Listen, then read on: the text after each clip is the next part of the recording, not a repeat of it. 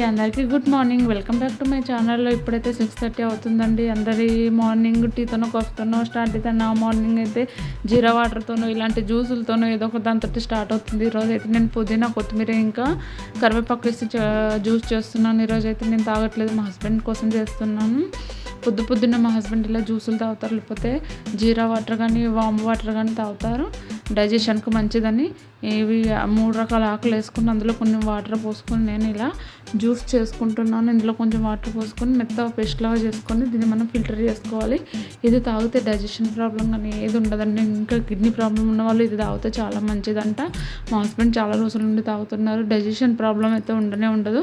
నిజంగా ఒక గ్లాస్ తాగితే చాలా ఎనర్జీ అండి. నేను కూడా అప్పుడప్పుడు తాగుతాను, కానీ ఈరోజు అయితే నేను తాగట్లేదు.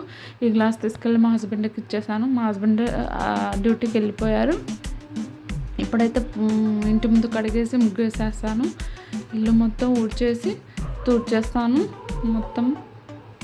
ఇంకా గిన్నెలు అవన్నీ కడిగేస్తాను.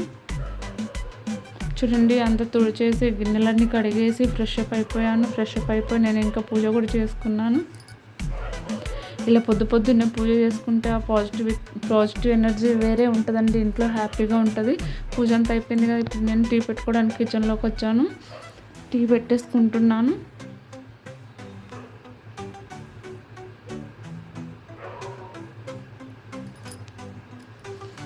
పొద్దున్నే నాలా ఎంతమంది తాగుతారో కామెంట్ చేయండి. అయితే ఈరోజు చల్లగా ఉందండి. వర్షం పడుతుంది. వెదర్ అయితే చాలా బాగుంది. నేను మీకు కూడా చూపిస్తాను. చూడండి, చల్లగా వెదర్ ఉంది. పొద్దున్న నుండి ఎంత బాగుందో. ఇలా చల్లగట్టి వాతావరణంలో ఎంత బాగుంటుందో అసలు. చల్లగా ఉంది. ఇప్పుడు ఇంకా నేను టీ టోస్ట్ ఎంజాయ్ చేసేసాను ఈ వెదర్లో. తర్వాత టిఫిన్లో కానీ పాస్తా వండుతున్నానండి.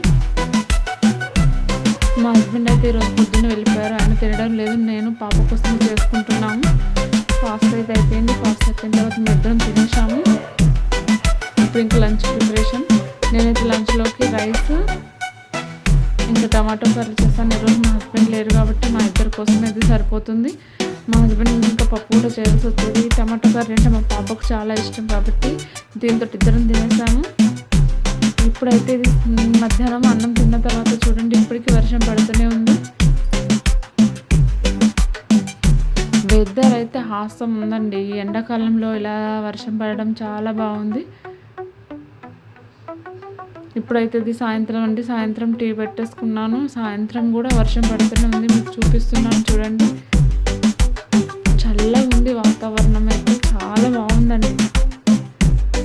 అయితే ఇది సాయంత్రం టీ అంతా తాగిన తర్వాత ఒక మస్క్ మిల్లన్ ఉంటే దీంతో నేను ఐస్ క్రీమ్ చేద్దామని దాన్ని తోలు తీసేసి దాన్ని స్కిన్ తీసేసి దాని గింజలన్నీ తీసేసి మిక్సీ గిన్నెలో వేసుకుంటున్నాను. దానికి సరిపడా షుగర్ వేసి ఒకసారి మిక్సీ చేసుకొని అందులో మనం పాలపైన ఉంటుంది కదా మీగడ, ఫ్రెష్ క్రీమ్ కూడా వేసుకోవచ్చు. కానీ నేను పాలపైన మిగడ తీసుకున్నాను అన్నట్టు ఆ మిగడని వేసుకుంటున్నాను.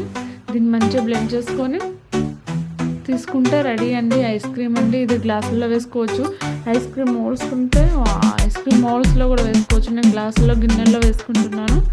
ఎలా ఉందో నెక్స్ట్ బ్లాగ్లో చూపిస్తాను.